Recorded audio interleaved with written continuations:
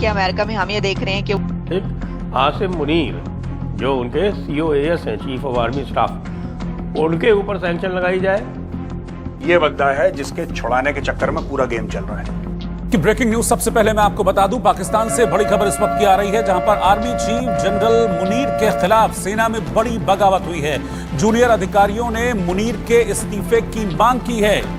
पाकिस्तान तहरीक इंसाफ के कारकुन, चाहे वो पाकिस्तान के अंदर हो चाहे देश विदेश में हो, सारी कोशिश कर रहे हैं, पैसा इकट्ठा कर रहे हैं, इन्फ्लुएंस इकट्ठा कर रहे हैं, मीडिया को साथ ले रहे हैं, इनके यूट्यूबर हैं, अलग अलग लोग हैं, और सब लोग कोशिश कर रहे हैं कि इमरान खान किसी तरीके से समस्या ये आने वाली है कि साहब इसमें जो एक मुख्य बात लिखी गई है वो ये लिखी गई है कि पाकिस्तान में डेमोक्रेसी नहीं है, क्योंकि वहाँ पर उनके जो पॉलिटिकल लोग हैं उनको डिटेन किया गया है। यानी आसिम मुनीर चाहता है इमरान खान जेल में रहे। पाकिस्तान के अंदर जो बलूचिस्तान का इशू है उसके ऊपर तो बल्कि अब जो मेजर गौरव आ रही है वो अपने प्रोग्राम में यहाँ तक कह दिया उन्होंने कि इंडिया को चाहिए कि वो तो बलूचिस्तान में अपनी एम्बेसी या कॉन्सुलेट कोई ऐसी बात करे तो वो खोल दे। इमरान खान बोल दे ये बिजली का खंबा है, मेरी तरफ से इसको वोट दे देना, मैं घर पे बैठा हूँ बनी काला पे, वो बिजली का खंबा प्रधानमंत्री बन जाएगा पाकिस्तान का। This is the level of popularity of Imran Khan.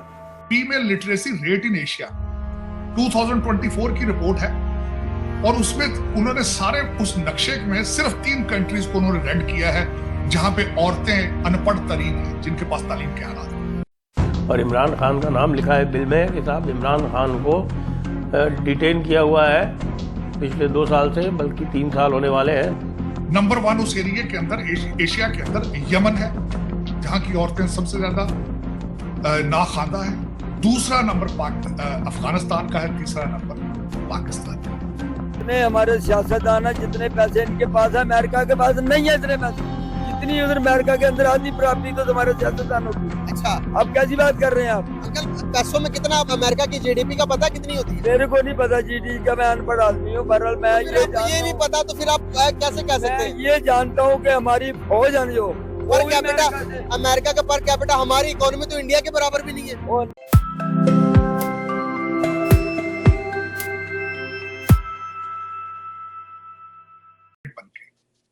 तो हम तो 100 साल पीछे हैं उनसे, और वो गैप बढ़ता जा रहा है, हमारा गैप उनके साथ बहुत बढ़ता जा रहा है। आपने कहा है कि वहाँ उनके हालात क्या है भारत के, हमें जब तक हम अपने जिन जिन कंट्रीज के साथ बॉर्डर लगते हैं उनके साथ रिलेशनशिप ठीक नहीं करेंगे, आगे नहीं बढ़ पाएंगे।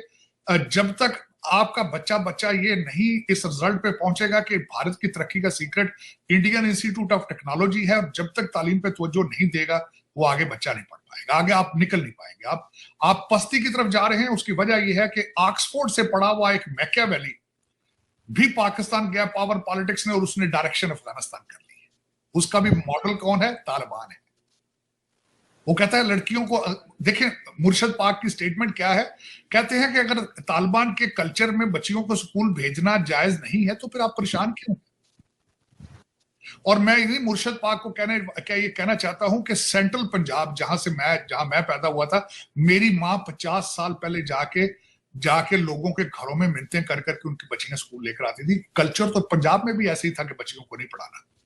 आप वो बात करती हैं आलिया, पंजाब के अंदर कल्चर ये था, बच्ची को कपड़े नहीं लेकर देते थे, कहते थे ये बेगाना माल है, ये तो बेगानी है, इसको कपड़े देने के क्या फायदा। उसको खाना नहीं दिया जाता था पंजाब के अंदर कि इसको इतना पाल के क्या करना है, तो बेगानी चीज है। तो आप कहां खड़े? मैंने अभी आपके पास एशियन आपकी फीमेल रखी है, आपकी लिटरेसी रेट रखा है, तो इसमें से तरक्की हो सकती है आपकी, आप बच के निकल पा सकते हैं आप, अगर जब आपका माइंडसेट तालिबान है। मैं बल्कि इस पे क्वेश्चन कर रहा हूं, BLA, TTP और PTI तीनों का ऑब्जेक्टिव सिर्फ यही है कि पाकिस्तान को जला के राख कर दिया जाए। ऑब्जेक्टिव एक है, तीनों का तीनों। और उनके हाथ में टूल इस वक्त क्या है? स्मार्टफोन है, और कुछ भी नहीं। ये मैं बल्कि इस पे थोड़ा सा, अगर मुझे इजाजत दें तो मैं इस पे बलूचिस्तान को, मैं बल्कि बात उस पे बलूचिस्तान पे करना चाहता था। देखिए बलूचिस्तान के साथ जुल्म क्या है। वहां पे आपको एक सीरियस सर्जरी की जरूरत थी, वहां पे स्टिचेस लगने चाहिए थे, लेकिन हर गवर्नमेंट उसके ऊपर उसकी पट्टी चेंज करके तो आगे चलती रही। पट्टी किस तरह चेंज की जाती थी? वहां पे क्लास A सूबे का हिस्सा A क्लास कौन सा है जहां पे पुलिस है, B क्लास कौन है जहां पे लेवीज है। लेवीज क्या है? लेवीज एक इंडिपेंडेंट पुलिस है जो सरदार खुद बनाते हैं अपने रिश्तेदारों को वर्दी करके। गवर्नमेंट उनको पैसे देती है, लेवीज की तरह वो खा पी जाते हैं सारे सरदार। करते क्या है इस वक्त रवाज है, ये आप इस पे सर्वे करके देख लें, जो हर सरदार का घर कराची और इस्लामाबाद में होना, ये this is part of the culture. जो उससे बड़ा सरदार है, जो उससे बड़ा वारदातिया है, उसका घर दुबई में होना लाजमी है, साथ कराची और Islamabad.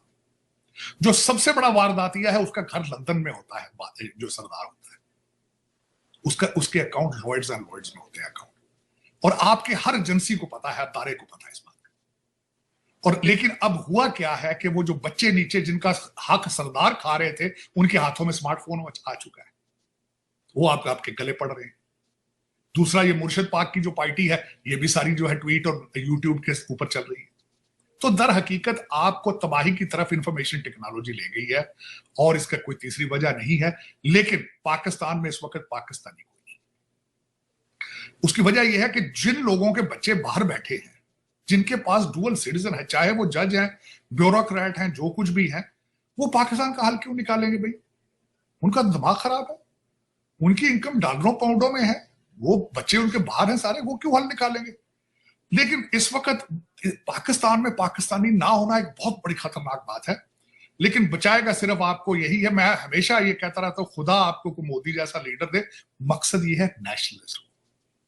Nations cannot survive without nationalism. और मोदी साहब का सबसे बड़ा गिफ्ट भारत के लिए नेशनलिज्म था, आज भी नेशनलिज्म है। चाहे जैसे भी हो, आप उसमें से जो मर्जी निकालें कि जी वो एंटी इस्लाम है, एंटी, आप भी कर लें उसमें।